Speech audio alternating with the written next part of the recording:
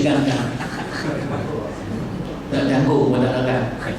Sebab tu nampak dah, dia boleh tidak sama. Duit bawa selai saja, tapi beli beras segundi, selai pun 100. Beras segundi 100. Boleh, itu boleh. Itu yang kedua, maka boleh. So yang ketiga, barangan yang berlainan ailah riba. Sama juga, barangan yang ailah riba berlainan. Satu ailah riba, duit, mata wang. Satu ailah riba, makanan. Maka duit boleh tukar dengan makanan dengan tidak melibatkan riba. Senang saja. Maka ada hadis yang saya sebutkan tadi itu, dia adalah hadis yang saya sebut awal. Apa dia? Rasulullah SAW melantik seorang lelaki daripada Khaybar. Lelaki itu datang membawa tamat Junaid. Rasulullah SAW bertanya, adakah semua tamat Junaid seperti ini? Sahabat itu menjawab, demi Allah, tidak. Rasulullah, kami ambil segantang sebagai tukaran dengan 2 gantang, dan 2 gantang dengan 3 gantang. Rasulullah SAW bersabda, jangan lakukan begitu. Juallah tamar jamak itu sebagai tukaran dengan dirham, dan kemudian dengan dirham itu belilah tamar Junaid. So itulah yang asas yang dipegang oleh para fuqaha dengan hadis yang sahih begitu, bahawa yang kalau sama jenis sahaja, makanan dengan makanan, buah tamat dengan buah tamat, tidak boleh ditukar ataupun dijual dengan sukatan yang tidak sama. Maka ambillah contoh itu, maka dilaksanakan dalam semua keadaan. Sebab itu maka hadis ini menunjukkan jual beli dibenarkan jika salah satu barangan dalam bentuk mata wang dan barangan satu lagi dalam bentuk yang lain, sama ada makanan atau bukan. Itu kesimpulan yang boleh saudara lakukan. Bila berlain sahaja ailah kepada tukaran barang itu, satu duit, satu bukan duit, maka jualah, tidak ada masalah. Yang ketiga, pertukaran barangan berunsur riba dengan barangan bukan unsur riba. Diulang balik, tiba-tiba sama, iaitu kira barangan yang unsur riba, duit. Tukar dengan barangan yang tidak unsur riba, rumah, pakaian, beg, basikal, tanah dan sebagainya, maka tukarlah, tidak ada masalah, dibenarkan kesemuanya. Okey, sekarang itu patut kita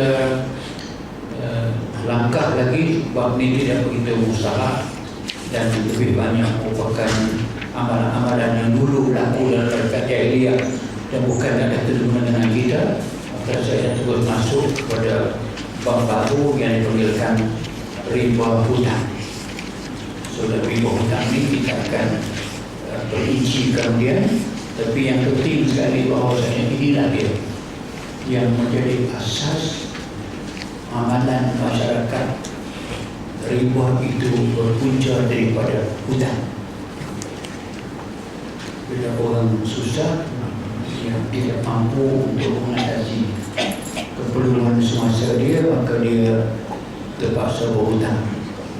Islam menganjurkan man dalladhi yuqridullaha qardan hasana fa yudha'ifahu lahu ad'afan katsira wallahu yaqbidu yabsut wa ilayhi turja'un. Siapakah di kalangan kamu yang boleh memberi hutang kepada Allah? Yuqridullaha qardan hasana, dia bagi hutang kepada Allah. Allah telah hutang. Nah, maksud dia, kamu beri hutang kepada manusia karena Allah, dengan tidak mengharapkan keuntungan duniawi, tapi harapkan balasan Allah. So, kita boleh sebut Allah haifahu lahu ad'afan katsira. Kalau dia bagi hutang itu kepada manusia atas nama Allah dan karena Allah, Allah haifahu, Allah akan gandakan kepadanya. Ganda apa? Rezeki keduniaan. Kalau akhirat itu dah masuk bab yang kedua. Adha'afan katsira, ganda atas ganda, keuntungan atas keuntungan. Itu dipanggil al-qardul hasan. Itu al-qard, maknanya hutang. Atas itulah maka Islam menawarkan satu penyelesaian kepada masyarakat Islam, dan tidak hilangkan untuk kita membantu yang tidak Islam, seperti mana kafir zimmi. Kafir zimmi istilah dalam negara Islam, boleh tolong mereka, dan bila kita tolong mereka yang susah, Allah menjanjikan balasan kita sama dengan yang kita tolong orang Islam. Sebalik kepada hadis Nabi, man adza zimmiyan faqad adzani. Dia menyakiti seorang zimmi, dia sudah menyakiti aku, Nabi kata. So Nabi jadi pengganas nanti. Tak apa, tapi saya terangkan dalam kalimah ini, betapa indahnya sebuah masyarakat yang memang akan ada orang yang kaya dan orang yang susah. Tak boleh lari di mana pun, walaupun kita telah mencapai satu tahap pencapaian yang tidak pernah dunia capai. Kita capai dalam sistem ekonomi Islam yang kita sebut selama ini. Sistem tolong-menolong, ta'awun, sistem ar-rahmu, bantu, sistem hutang dengan tidak ada riba dan sebagainya, sistem al-qardul hasan bagi untung. Malah yang dalam riba itu akan sebut tu, katakan wa in kana zu musratin panadiratun ila maisarah. Yang hutang tadi itu yang berjanji nak bayar balik tak boleh, 1,000 bayar 1,000 dalam masa sebulan, dia tak boleh bayar. Quran suruh panadiratun ila maisarah, beri tempoh baku kepada dia sampai dia boleh bayar. Kalau bahasa Inggeris yang saya dengar sebut kan, payable when able. Orang putih ni sudah bahasa saya, tapi tak beramal. Payable when able, bayar bila boleh bayar. Tapi Islam menawarkan dia. Apa dia katakan? Panadiran tu ila maisarah. Kau bagi tempoh dekat dia sampai dia ada kemudahan untuk bayar. Tapi ayat sambung lagi cantik. Wa antasaddaqu khairul lakum in kuntum ta'lamun. Dia tak boleh bayar juga dengan tempoh baru yang kau beri kepada dia. Dia tak boleh. Memang genuine tak boleh bayar dia tu. Allah kata wa antasaddaqu. Sebab dia telah sampai pada orang susah, dia pakai, dia miskin, kamu sabar tak dia, tak bayar-bayar, saya halalkan kamu dunia akhirat, saya sedekahkan kepada kamu hutang ini. Khairul lakum, itu lebih baik kepada kamu in kuntum ta'lamun, kalau kamu tahu nilai yang Allah akan berikan balik kepada kamu. Itu jujur dengan ayat yang saya baca dulu, untuk teringat, untuk terlupa. Katakan wa ma anfaqtu min syai'in fa huwa yukhlifu wa huwa khairur raziqin. Wa ma anfaqtu, apa sahaja yang kamu infakkan, kamu belanjakan duit kamu. Orang tadi itu susah, dia bercari orang susah, mencari orang susah, kita orang susah. Tapi orang susah ni mana depan kita, hutang tak boleh bayar, memang tak boleh bayar betul. Wa antasaddaqu, okey, saya write off, bukan people when able, no need to pay. Khairul lakum, lebih baik kepada kamu kalau kamu tahu.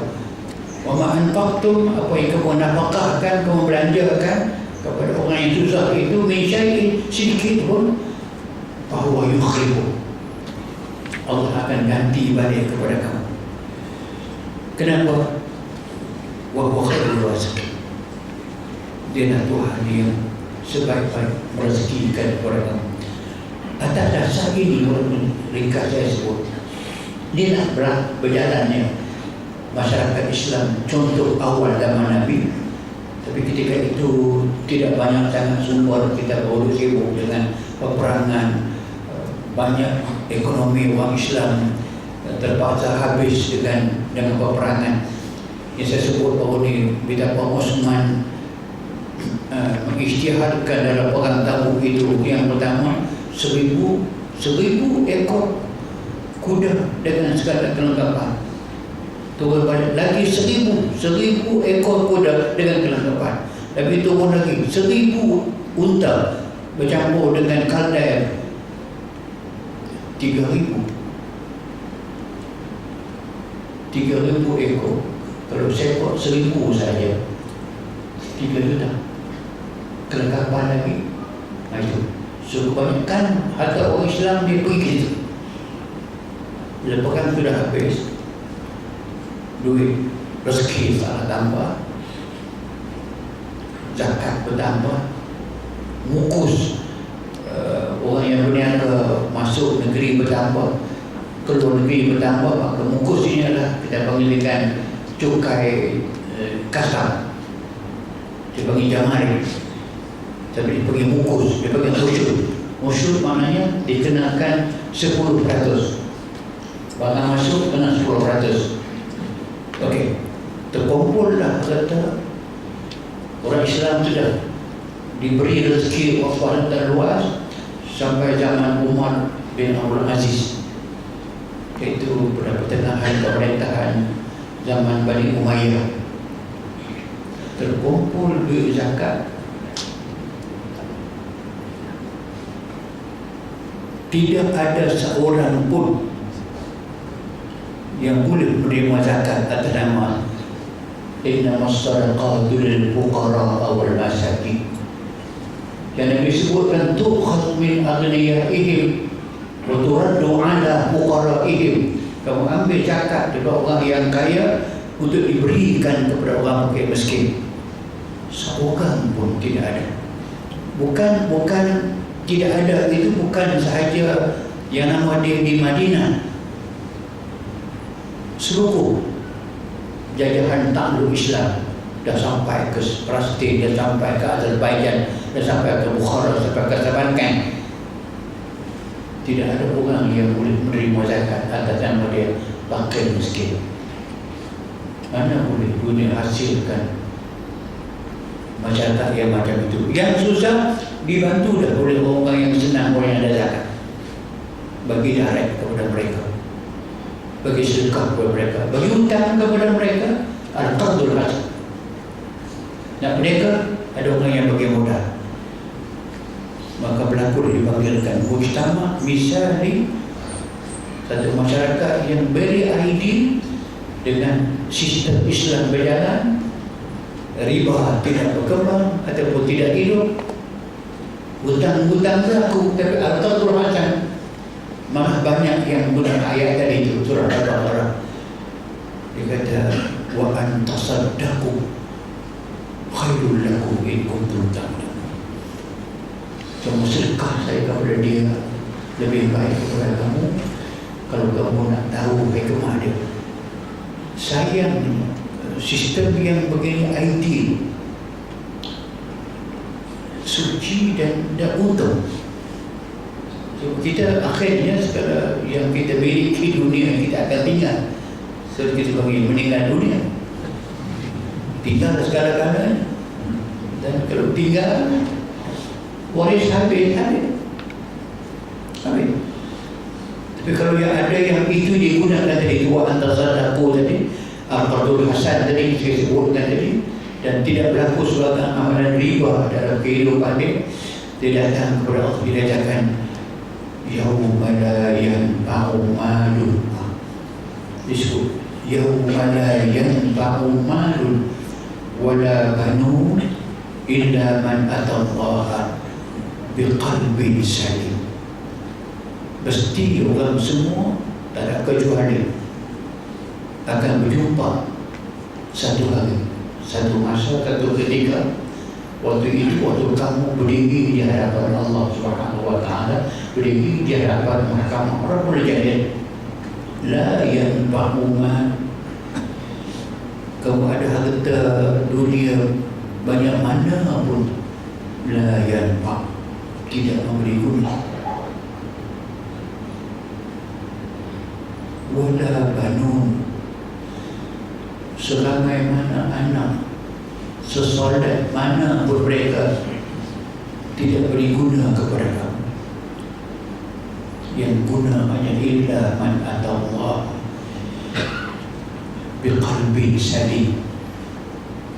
Mereka orang yang datang kepada Allah Subhanahu wa Ta'ala di bawah hati yang sejahtera, salim, selamat, sejahtera daripada pendurhakaan kepada Allah, termasuk dia tidak menyalahgunakan harta dia dahulu dengan mengamalkan riba, dia tidak menggunakan tekanan kepada orang, dia gunakan harta untuk kebaikan. Inilah yang banyak sangat dalam Quran menyarankan khairul aswad. Bila kita minta Rabbana atina fid dunya hasanah, jangan lupa wabil akhirati hasanah, dan yang kemudian sekali waqina adzabannar. Kita minta hasanah, hasanah kebaikan. Tidak kata minta harta, minta pangkat, minta kuasa. Hasanah, hasanah kebajikan yang akan kita bawa nanti. Yang kita bawa nanti adalah hasanah ini, hasanah di dunia menjadi hasanah di akhirat. Supaya jangan pula yang dunia kita buat nampak hasanah, tapi tidak di akhirat jadi hasanah. Macam Quran ingatkan kepada kita, berapa ramai orang yang datang dengan pahala, dengan amalan kebajikan, dengan segala macam yang dibuat, diharamkan mendapat pahala, tapi faja'alnahu haba'an mansura, kami jadikan kesemua amalan-amalannya itu haba'an habu, debu, mansura, yang kamu taburkan di angin yang kencang. So, kita buat tadi merupakan pahala yang kita kumpul, seolah-olah di tangan kita miliki, tapi kita tabur dia pada angin yang kencang, diterbang oleh angin ke semua, dan kamu tidak ada apa-apa yang kamu bawa. Tu wa qadimna ila ma'amilu min amalin faja'alnahu haba'an mansura. Wa qadimna, kami akan bentangkan kepada kamu, ila ma'amilu, apa sahaja yang kamu buat dalam dunia. Jadi dah cakap pasal hutang, pasal bisnes, pasal apa kamu buat, apa sahaja dibentangkan dalam kisah itu, faja'alnahu, kami jadikan catatan amalan kamu dan haba'an mansura, habuk yang hilang ditelan oleh angin. Maka ada itulah maka tajuk yang disebutkan riba, hutang ini satu daripada masalah masyarakat yang mengundang pada besar kepada orang yang mengamalkan riba dalam kes memberi hutang kepada manusia. Demikianlah kesimpulan pada malam ini. Kita sambung pada pertemuan yang akan datang. Saya ada soalan yang ada pada saya, Allah Ta'ala dapat kita manfaatkan bersama.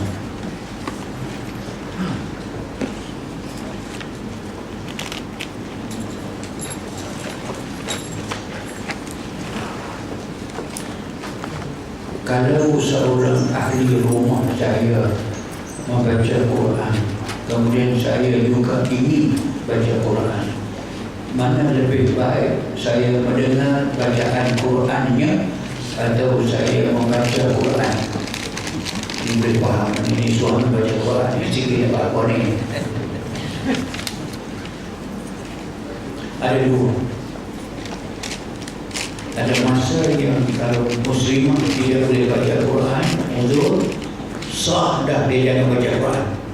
Dia kena dengar apa yang orang baca. Satu. Ada yang kedua.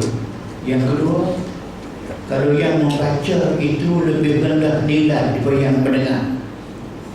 Yang baca Quran tadi itu nilai bacaannya, makhrajnya, apa nama, tajwidnya, dengan suaranya lebih teruk daripada yang dengar.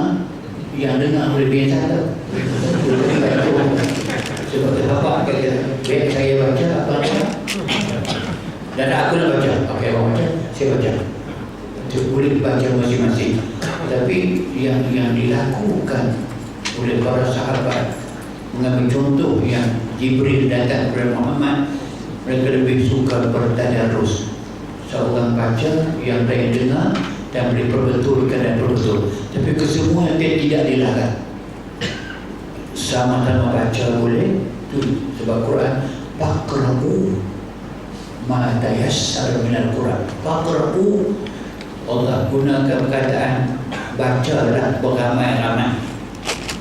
Iqra', itu yang Jibril suruh Muhammad baca seorang.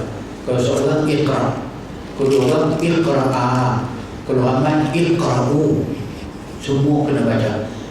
Quran kata faqra'u ma tayassara minal Quran.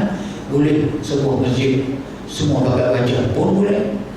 Seorang baca lain mendengar boleh. Tapi yang tadi saya ulang lagi sekali, kalau yang membaca tadi itu tidak mahir, sangkut menyangkut, main redang saja. Yang macam tiwa pula. Dia ambil di separuh, tanya separuh. Tak tahu apa jadi. Sebab tu bukan yang itu.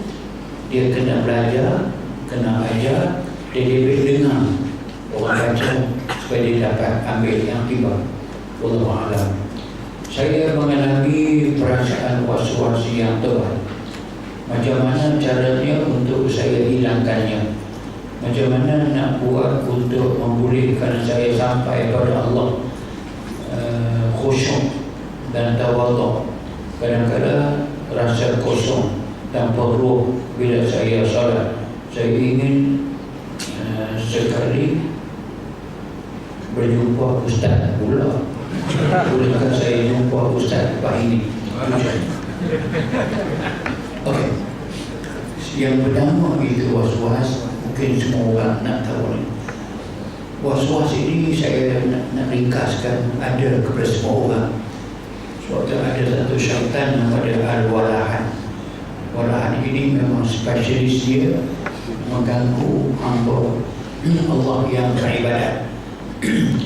Diganggu, yang pertama sekali dialah yang nak sembahyang nak terkejut. Lepas tu tahan-tahan keluar kadang. Itu kejadian. Dan yang ini ada kaedah dia. Selain kamu tak dengar suara, kamu tak bau, kamu tidak tahu untuk sembahyang. Tak. Sebab itu kita sebut dalam Quran, disebut Quran min syarril waswasil khannas. Daripada kejahatan waswas yang dilakukan oleh makhluk yang khannas, minal jinnati wan nas. Ada makhluk dan manusia yang baik. Okey. Was-was ini penyakit yang jangan dilayan. Saya sebut lagi sekali, was-was satu penyakit yang jangan dilayan. Kalau ada layan dia, was-was akan bertambah dan sukar untuk mengatasi dia kemudian. Apa dia was-was? Allahu Akbar. Betul ke tak? Jawab betul. Kalau ada layan was-was, ada akan buat gerik kedua. Allahu Akbar.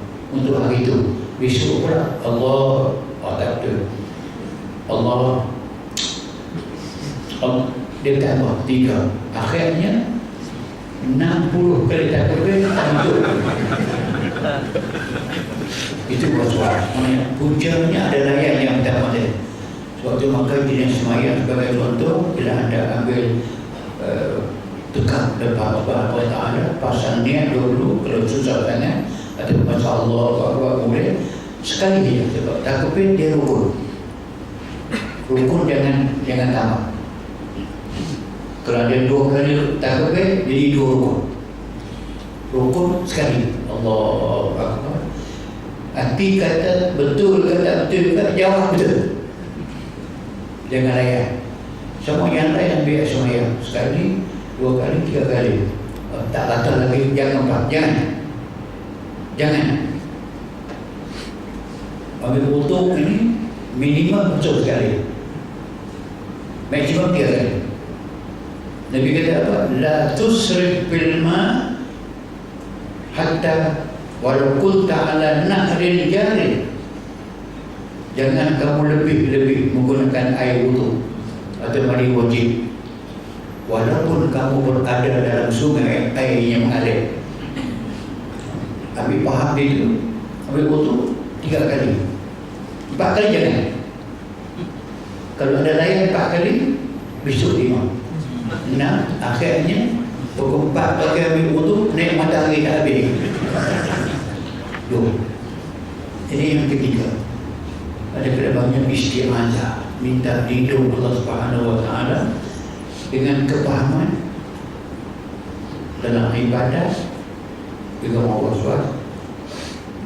Dia ikut sama dan ikut syarat Allah atau ikut waswas. Waswas syaitan.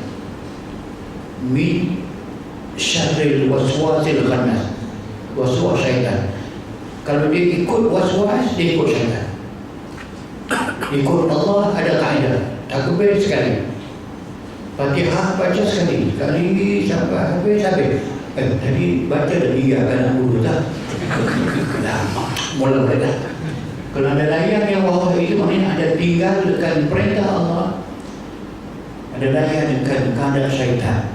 Rosak semayang dan takkan selesai masalah apa sampai bila dia. Sebab itu maka saya sebut sebagai panduan kepada anda yang tanya ini. Dan balik semula ingat, semula yang kita buat itu perintah Allah, ikut perintah Allah.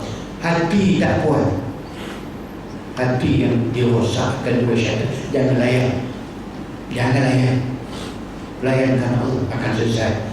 Adapun tentang cerita anak takarrub kepada Allah Subhanahu wa taala, dia bukan jalan pendek. Tidak pernah berlaku jalan pendek bukan dapat takarrub kepada Allah dengan semalaman semayang tahajud esok saya kira. Dia tak berlaku demikian. Dia latihan yang panjang, kena mujahadah, kena sungguh-sungguh. Perintah Allah jangan diringankan. Kalau boleh buat segala yang sunat, buat kebajikan sebanyak-banyaknya, tidak banyak. Macam yang tak pernah kita buat, walaupun dia ringan, macam dikatakan, Ya ayyuhalladzina amanu dzikran katsira wasabbihuhu bukratan wa asila.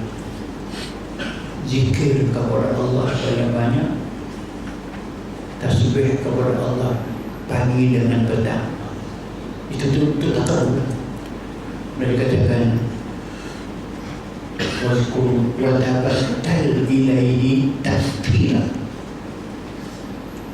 Kau ingat kepada Allah itu sepanjang-panjang masa yang boleh kamu buat.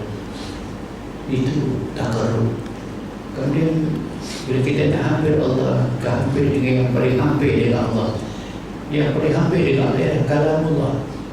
Macam saya dengan kalam saya ini, bila saya berada di sini, saya bercakap, contoh dekat dengan saya. Bila tak dengar suara saya, jauh dengan saya. Sebagai misal, kalam Allah, Quran. Kalam Allah. Bila kita banyak baca Quran, mendampingi Quran dan mendampingi Allah, dia akan dapat takarrub.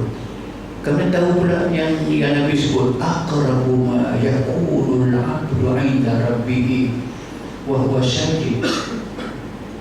Saat yang paling hampir sekali seorang insan dengan Allah Tuhannya waktu dia sedang sujud kepada Allah Subhanahu wa taala. Tengah-tengah malam tahajud, jangan pakai lampu, tutup pergi gelap, biar orang tak nampak. Bila sujud kepada Allah tengah malam pula, waktu orang sedang tidur, itu yang syair Arab kata, Imam Syafi'i kata, iza nama ghirrun fi dujal layl faqum lil ma'ani wal awali wa syammil. Bila seorang insan itu tidur waktu malam dan orang semua tidur, dia bangun seorang diri, bangun. Untuk apa kamu bangun? Lil ma'ali, bagi mendapat tempat yang tinggi di hadapan Allah.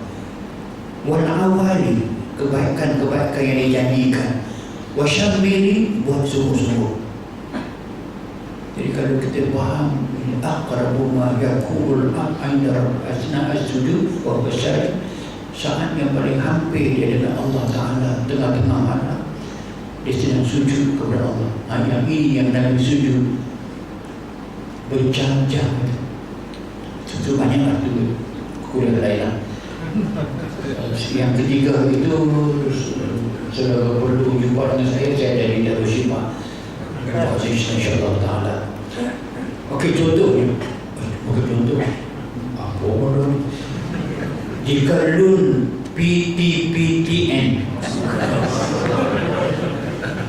berjumlah 20,000, seorang membayar angsuran bulanan dalam 20 tahun, tu dia. Setelah 20 tahun cukup 20,000 bayaran yang telah dibayar. Tetapi dalam akaun PTPTN ada baki lagi 3,000 dalam kurungan interest.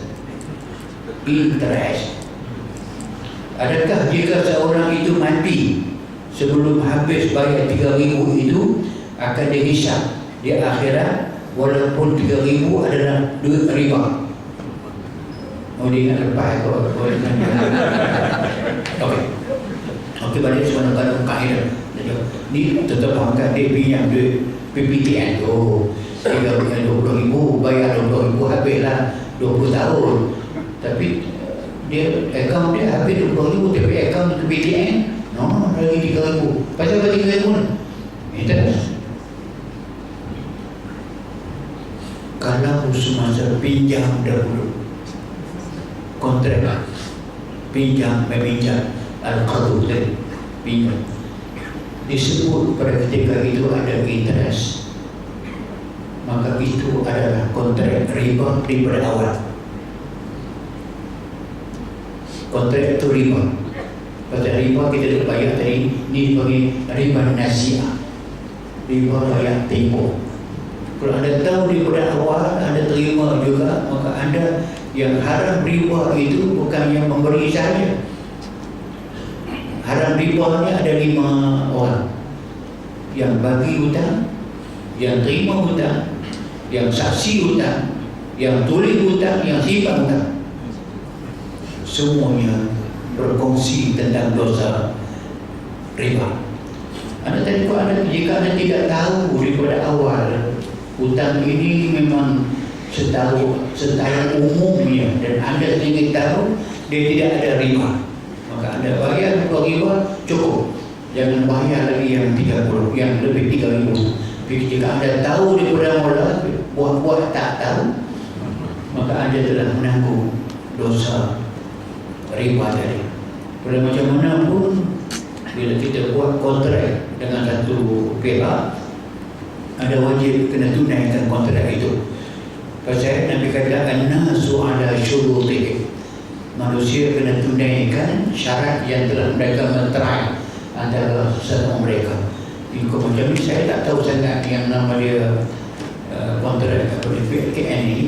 PPKN ini adakah dia memang ada riba daripada awal ke tidak? Kalau dia riba, maka daripada awal tidak boleh. Kalau ambil juga ada tanggung dosa.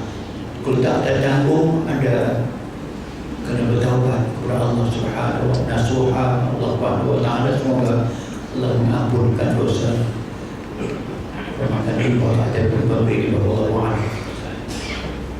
Ya, saya sebut jangan terlalu menekan. kita hidup di zaman yang memang semua orang akan terlibat dengan riba. Tapi ambil peluang daripada beberapa jalan keluar. Dan di antaranya Nabi Allah sebut, ya ayyuhalladzina amanu tubu ila Allahi taubatan nasuha. Wahai orang yang beriman, kamu taubatlah kepada Allah taubat yang nasuha. Taubat kamu tinggal mengaku kesalahan itu telah dibuat. Taubat nasuha, taubat yang tidak akan balik semula membuat kesalahan itu. Allah terima taubat. Satu. Yang kedua, yang sudah tahu, tidak ada peluang bulan puasa. Puasa betul-betul siang hari, malam buat ibadat, akhir Ramadan Allah ampun dosa. Ada yang ketiga, ada peluang pergi haji, buat haji betul-betul. Anda balik daripada haji itu macam orang yang baru lahir dari perut ibu dia. Itu tiga. Dan yang keempat, doa. Orang-orang yang dimakbulkan doa dia. Kata Nabi sendiri pun, bila Umar Al-Khattab nak pergi buat umrah, Umar naik atas belakang unta dan bergerak dah pun. Nabi kejar dari belakang sampai kepada rumah atas unta. Rumah putih unta. Macam tak sil dia kan putih. Dia duduk atas unta, Nabi dia bawa. Tak apa, Nabi tak apa. Aku datang ni nak minta tolong kan kau. So Nabi apa ya Rasulullah? La tansana min du'aika ya Umar wa anta bil haram. Jangan kamu lupa kepada kami, kepada aku, kepada Al-Bait, kepada sahabat kita. Tolong doakan kepada Allah untuk Allah ampunkan dosa kami. Maknanya itu ambil tolong orang soleh yang ada di Makkah, saya berdoakan ataupun daripada doa apa seperti yang Nabi sebut kepada Aisyah itu yang tinggi nilai. Aisyah tanya dia, ya Rasulullah, kalau saya dapat mengetahui dengan hidayah Allah Subhanahu Wa Taala dan Ramadan itu ada malam qadar yang saya tahu dia mengatakan apa yang nak saya buat yang terbaik. Nabi doa yang terbaik. Bacalah doa, Allahumma innaka afuwwun karim tuhibbul afwa fa'fu anni. Ya Allah, Kamu Tuhan yang suka mengampun. Ampunilah dosaku ya Rasulullah. Semua itu jalan keluar yang tadi itu insyaAllah dengannya dosa habis. Seorang membeli kenderaan seperti motosikal sebagai contoh lah, kemudian telah selesai membayarnya, tetapi sistem perniagaan yang digunakan adalah riba. Bagaimanakah hukumnya? Adakah berdosa? Kalau sudah ada akui bahawa sistem yang dipakai itu riba, tetaplah dia riba. Dengan kepahaman mana riba tadi itu, tak apa ada, tapi apa sahaja yang kita lakukan itu dibalik kepada dua perkara. Satu, kalau jelas barang itu haram, riba, haram ini. Ada yang kedua ini ada barang yang syubhah, bertakis syubhah. Paman waqa' bi syubhah waqa' bi haram. Kalau boleh barang yang ada kesamaran ini, syubhah ini, ada haram sikit, halal sikit, di tengah-tengah sebagainya. Nabi kata sebaik-baiknya ittaqi syubhah. Sebab syubhah pun kita tidak makan. Yang tadi ada sebutkan jelas, dia menggunakan kata riba, maka yang riba itu tetaplah haram. Dan kalau boleh carilah yang tidak riba. Allah.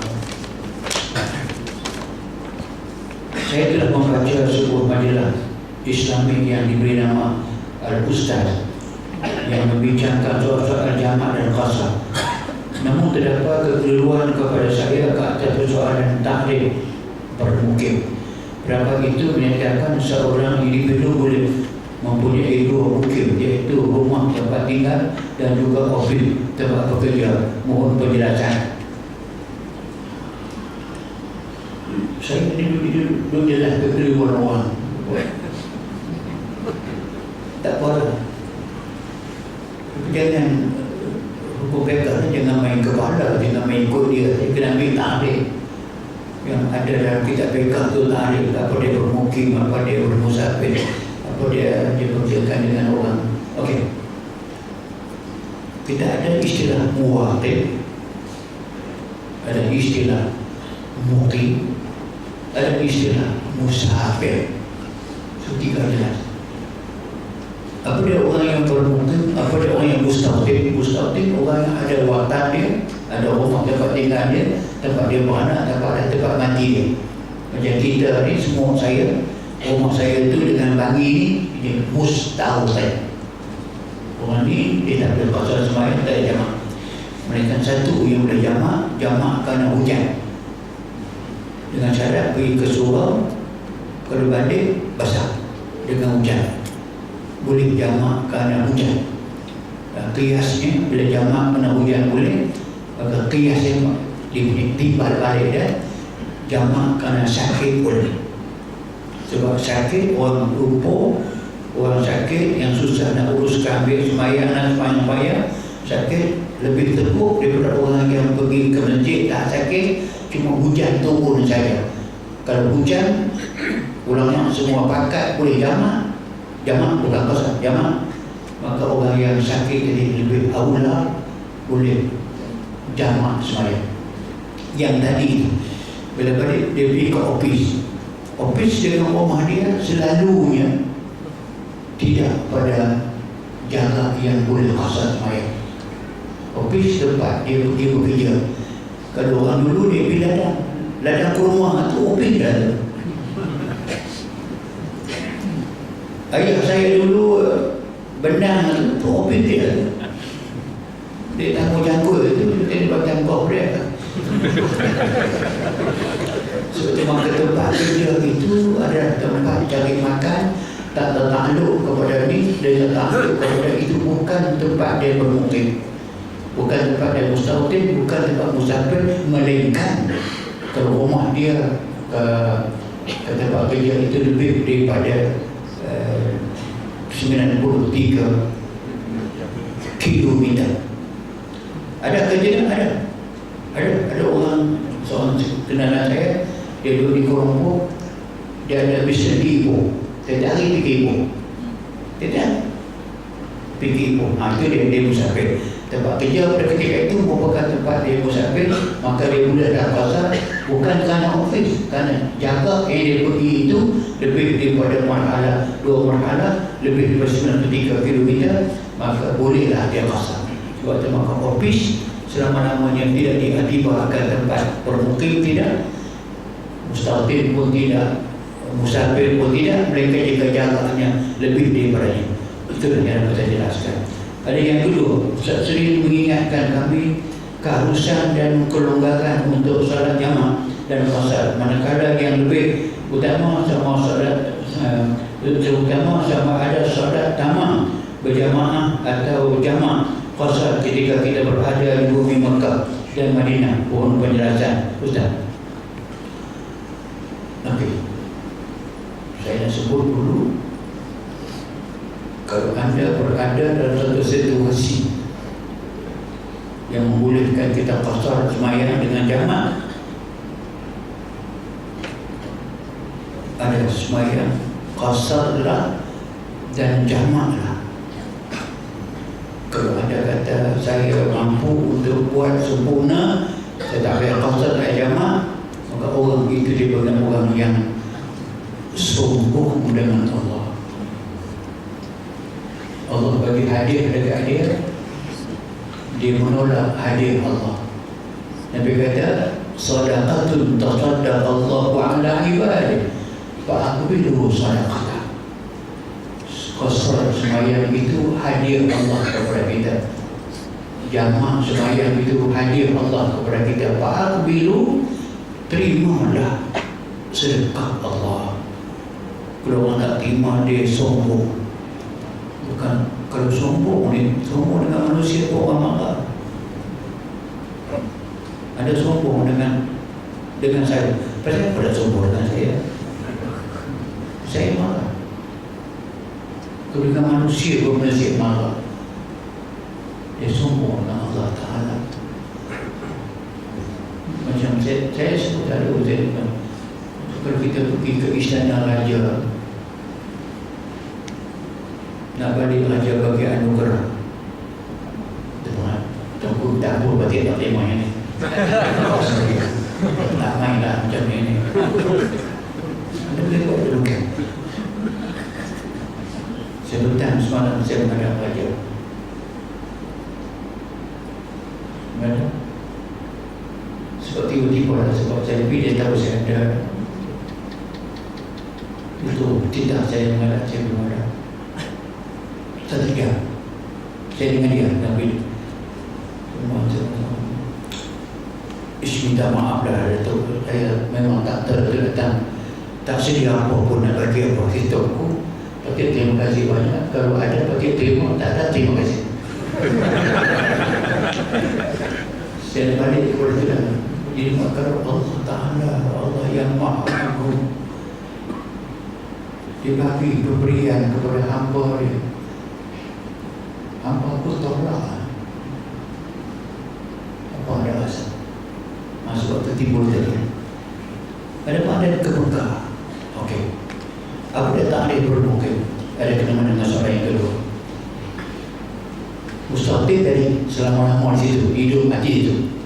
Mungkin ialah orang yang berada dalam perjalanannya, dalam musafirnya, dia berhenti satu tempat tidak lebih daripada 6 hari. Maka sepanjang 6 hari itu dia bagi dia orang yang musafir belum bermukim. Lebih 6 hari, 7 hari dia sudah bermukim. Bila bermukim sama dengan mustahil. Dia tidak boleh jamak, tak boleh qasar. Melainkan tadi qasar jamak kerana hujan. Anda pergi ke Mekah, pijak Mekah, anda tahu dah. Kalau pergi haji 40 hari. Kalau anda pergi ke Madinah, anda tahu dah 1 minggu. Itu kebiasaan standar. Maka seminggu 7 hari.